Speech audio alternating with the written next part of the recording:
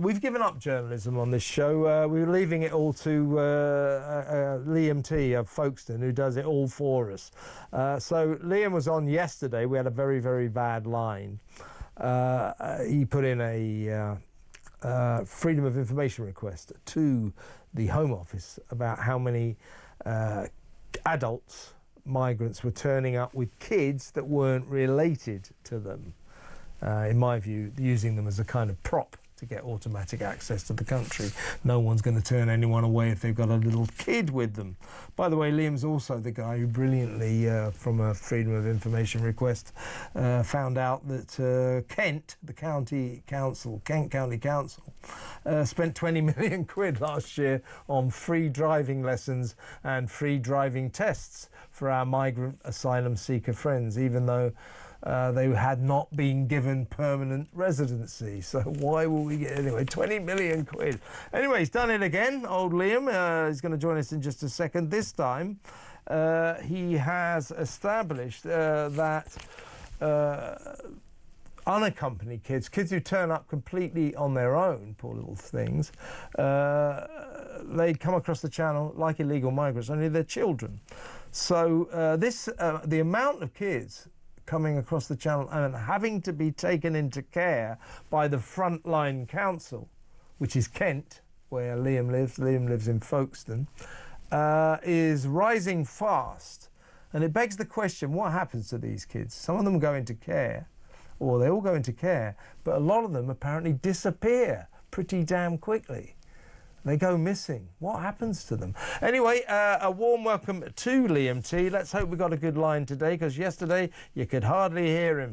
Liam, talk to me. Make sure this line is good. How are you? Hello.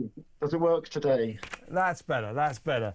Right. So another brilliant freedom of information request by you has revealed that in 2021, 1,085 youngsters arrived solo. Little kids without any parents, adults at all. Only, now it's 1,085, and then very swiftly, apparently, 112 of them just went missing, never to be seen or heard of again. Now this number, this is a disturbing syndrome. This last year, 2024 to 2025, so the last full year, you've established that 3,257 children, little kids, pitched up in small boats, and 131 of them almost immediately went missing. Now, Kent, of course, being the frontline council, has to look after their care. It's only right, they're children, so they get taken into care. I wonder what that entails, perhaps you know. But what is worrying me more is what happens to these 131 kids who went missing? What's happening there, do you think? Well, I think it's best to actually start by defining what an unaccompanied asylum seeking child is. That is anyone up to the age of within 3 months of their 18th birthday. So you can be 17 3/4 and you're still classed as an unaccompanied child. So this is where those that are absconding are coming from. So what we're saying, Liam, is these the ones that go missing. Now there will be some genuine young kids here, little kids, because it does happen, quite a few probably. But we all know the syndrome. You know, I'm a 12-year-old kid, but how come you got a beard? You know, how come you're receding and you've gone bald? You're not really 15, are you? You're 25. So it's probably the older ones who pretended to be children who go missing. But what about the ones that the genuine ones? What do you think happens to them generally? Well, I'd like to kind of like split this into three. The kind of the youngest, the real young ones, will go into either a foster home or a residential placement, and they will have, you know, either a team looking after them, or they'll have somebody in Kent themselves that is a foster parent. But they'll try and identify somebody of their, you know, culture, ethnicity, etc., and that child will go to the local school, for example. Then you've got the kids that are, you know, like teenagers, late teenagers. They're the ones that will be in hotels and in barracks, like here in Folkestone at Napier. And then the ones that are just transitioning into adulthood, whilst their claim is being assessed, if they think there's reasonable grounds for them to actually stay in the country, they'll be in like HMOs, houses of multiple occupancy. So there's a wide range of different places that these unaccompanied asylum-seeking children can go. I think what really, because my mum used to work for Kent County Council, Good. so that's why I kind of have like an interest in it. She's no longer with us, but there's what she always used to say is that when they abscond, Kent County Council is really overstretched when it comes to social workers, because each one of these kids has to be assigned a social worker to provide a care plan for them. So that will address their health and their educational needs, and they'll set up a weekly contact or whatever. And so when they abscond, they are only classed as missing after 28 consecutive days of no contact, zero contact. And I think it can be defined in two reasons as to why they disappear, and that can be there's push and there's pull.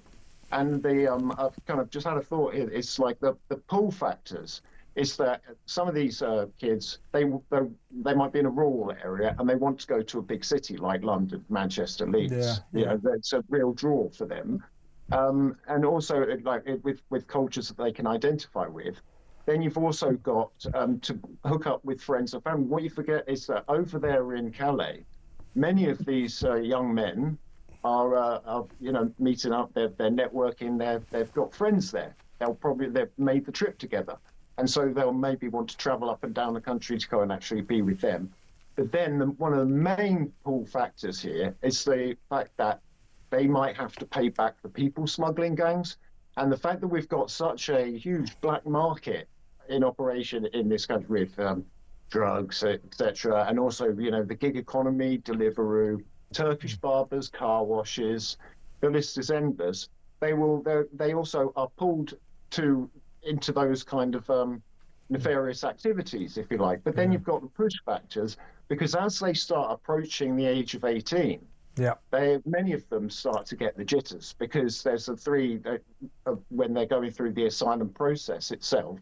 Like the golden ticket is if they're guaranteed refugee status. Then you've got the second one, which is the leave to remain for 5 years. And then they can be refused asylum, detained, and then deported. So say, for example, you were an Albanian 16-year-old, you know damn well that when you turn 18, you have no right to be here, really. Yeah. So there's that, and then there could be the transition to adulthood. When they become adults, the amount of support available diminishes quite dramatically when you're an adult compared to when you're a child. And also there could be an unhappiness of where they're placed, and maybe they want to. But the social worker themselves, there's a myriad of different people that have to talk to each other. It's a multi-agency, faceted approach. So they will have carried out interviews with them, try to establish where they've come from, who their networks are, and it's the risk of exploitation and going off grid. But the police will only actually get involved. It's not up to the police to actually go looking for them whilst they're children. It's down to the social services themselves. Yeah. So what we've got here is Kent, obviously, being on the front line, takes the brunt of all this. And so your mother, God rest her soul, used to tell you how sort of swamped they were with this situation. Yeah, by the way, Liam, you'll be interested to hear, we're hearing, we haven't had this confirmed yet, but we're hearing that 428 came across today. So another bumper day, yeah? It's been busy. Yeah, they started early doors about 7 o'clock this morning. And volunteer, hunter, hurricane, MFC car, but they've all gone out. So so you saw the water taxi service going out to meet the migrants, did you? I didn't see them, but I could say they've got an app called Marine Traffic. Oh, okay, okay. Right. But I did say last week, this week would be boating season, and it's watch out for Friday and Saturday. That's going to be when it really kind of is Piccadilly Circus down there. Well, listen, you watch out for it. Go down, take your camera, and see if you can get any documentary evidence of all of this or some nice film. It'd be good to see. But as I say, 428 yesterday, and still they come. And you are unearthing all the sort of murky corners of this massive massive behemoth of a crisis. You know, and here we have the story of the children, some of whom, as you quite rightly say, are probably not children, but some are.